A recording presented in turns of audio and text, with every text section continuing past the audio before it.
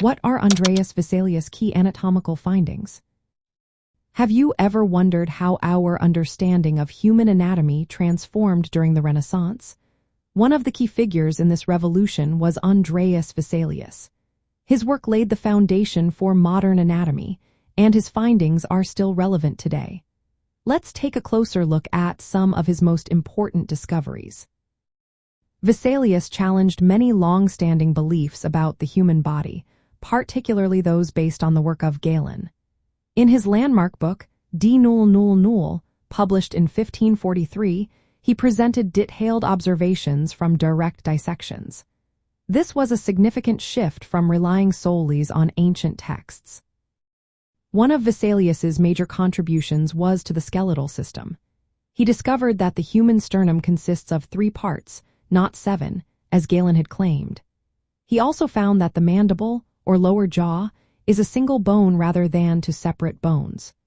Additionally, Vesalius corrected the misconception that men have 1 less rib than women, proving that both sexes have the same number of ribs.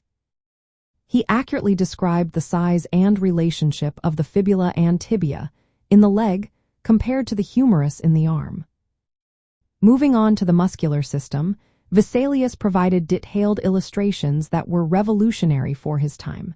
He documented the positions and functions of various muscles, greatly enhancing the understanding of human movement. His illustrations, often referred to as the muscle men, became a standard for future anatomical texts. In the realm of abdominal organs, Vesalius corrected earlier misconceptions as well. He described the omentum and its connections to the stomach, spleen, and colon.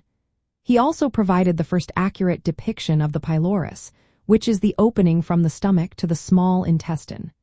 Furthermore, he noted the small size of the cecal appendix in humans, which had been misunderstood previously.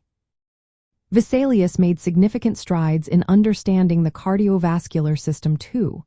He identified the structure of the heart, noting that it has 2 atria and 2 ventricles. He disputed the common belief that there was a hole in the septum, which was thought to exist at that time. His observations of the heart's chambers and their connections were critical for understanding its function. While Vesalius made progress in understanding the nervous system, he acknowledged the complexity of the subject. He recognized that his descriptions of nerves were sometimes confused, as he misidentified some pairs. Despite this, his work laid the groundwork for future studies in neuroanatomy. Vesalius's emphasis on empirical research and direct observation marked a significant shift in medical education and practice. His insistence on dissection as a means of learning anatomy challenged the traditional reliance on ancient texts, particularly those of Galen.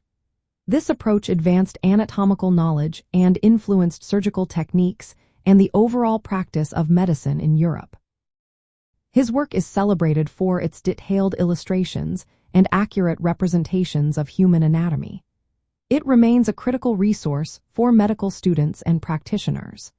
Andreas Vesalius's contributions laid the foundation for modern anatomical science, and his methods of observation and dissection continue to be essential in medical education today.